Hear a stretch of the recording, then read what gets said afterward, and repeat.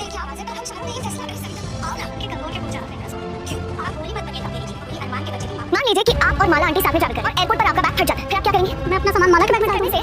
आपका सामान माला आंटी का हो जाए, मैं घर जाकर अपना सामान वापस लूंगी। जरा आप अपना सामान अपने बैग में कैरी नहीं कर सकते, ठीक उसी तरह इन रियल लाइफ में अरमान और अपना बेबी अपनी कोक में कैरी नहीं कर सकते, और इसलिए रूही हमारी हेल्प कर रही है। ये रिश्ता क्या कहलाता है कि आने वाले एपिसोड दिलचस्प होने वाले हैं। आने वाले एपिसोड में अबीरा अपना फ़ोन जब चेक करती है तो रोहित की बहुत सारी मिस कॉलें होती हैं, तो वो अरमान भी कहता है रोहित का फ़ोन नहीं लग रहा, तो अबीरा वहाँ से भागती है और वहाँ पूजा की तैयारी हो रही होती है। लेकिन वहाँ पे एक मसला होता है, दो खवातीन यानी दो औरतें जो मोहल्ले की फुफासा ने बुलाई होती हैं और वो कहती हैं कि रोही जो है शामिल नहीं होती पूजा में। नानू जब उसे थाली देते पूजा का सामान दे दें, क्योंकि ये इसके पेट में जो है अरमान का यानी इसके कोख में अरमान का बच्चा है, इसलिए वो शामिल नहीं हो सकती।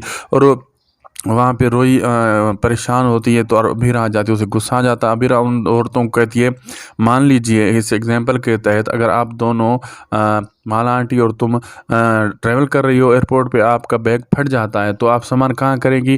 वो औरत कहती है कि तो मैं सामान निकाल के जो है माला के बैग में डाल दूंगी। अबीरा कहती है क्या वो सामान उसी का हो जाएगा?